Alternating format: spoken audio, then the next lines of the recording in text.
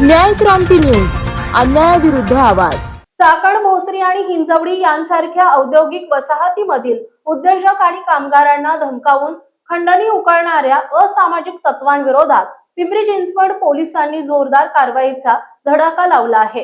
Police आयुक्त विनयकुमार चौबे यांच्या संकल्पनेतून स्थापन झालेल्या औद्योगिक तक्रार निवारण कक्षाचे आतापर्यंत 51 गुन्हे दाखल करत तब्बल 110 आरोपींच्या मुसक्या आवळल्यात। पिंपरी चिंचवड पोलीस आयुक्तालयाच्या हद्दीमध्ये आळंदी, मरकळ, भोसरी, चाकण, हिंजवडी आणि तळेगाव दाभाडे हे मोठे औद्योगिक पट्टे येतात। या भागातील राष्ट्रीय, बहुराष्ट्रीय कंपन्या आणि IT हब मधील उद्योजकांना भंगार, कंत्राट, माथाडीच्या नावाखाली वसुली किंवा सुरक्षा रक्षक पुरवण्यावरून धमकवण्याचे प्रकार घडत होते।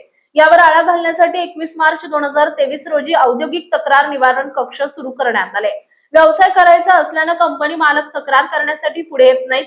केल्यास कर्मचारी आणि कंपनीतील अधिकाऱ्यांना रस्त्यात त्रास दिला जातो व कंपनीत एखादी घटना, संप घडवून आणला जातो। त्यामुळे तक्रार करण्यासाठी कोणीही पुढे येत नसल्याचे दिसून येते। कंपन्यांनी पुढे येऊन तक्रार करावी।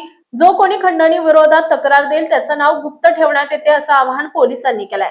व्यावसायिक वाहन चालकांकडे माथाडीच्या नावाखाली पैशांची मागणी केल्यास, कंत्राटासाठी दबाव टाकल्यास, राजकीय व्यक्ती, कामगार संघटना, माथाडी संघटनेने जबरदस्ती केल्यास, भंगार विक्रीच्या कंत्राटीसाठी दादागिरी केल्यास, सुरक्षा रक्षक, वाहतूक आणि पाणी पुरवठ्याबाबत दम दिल्यास, वर्गणीच्या नावाखाली जबरदस्ती केल्यास व्हॉट्सअप क्रमांक 75 17 75 17 93 आणि 90 29 63 34 52 यावर तक्रार करता येणार आहे।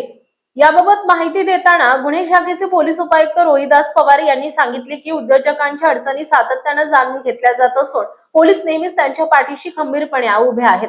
चाकण परिसरात पोलीस ठाण्यांची संख्याही वाढवण्यात आली असून खंडणीखोरांवर कठोर कारवाई केली जाते। पोलीस प्रशासनाच्या या आक्रमक भूमिकेमुळे औद्योगिक क्षेत्रातील गुन्हेगारीला मोठा आळा बसणार असून उद्योजकांना मोठा दिलासा मिळालाय। प्रशांत काटे, संपादक, न्याय क्रांती न्यूज, पिंपरी चिंचवड। आपल्या परिसरातील बातम्या पाहण्यासाठी चॅनलला सबस्क्राईब करा, व्हिडिओला लाईक करा आणि बेल आयकॉन दाबायला विसरू नका।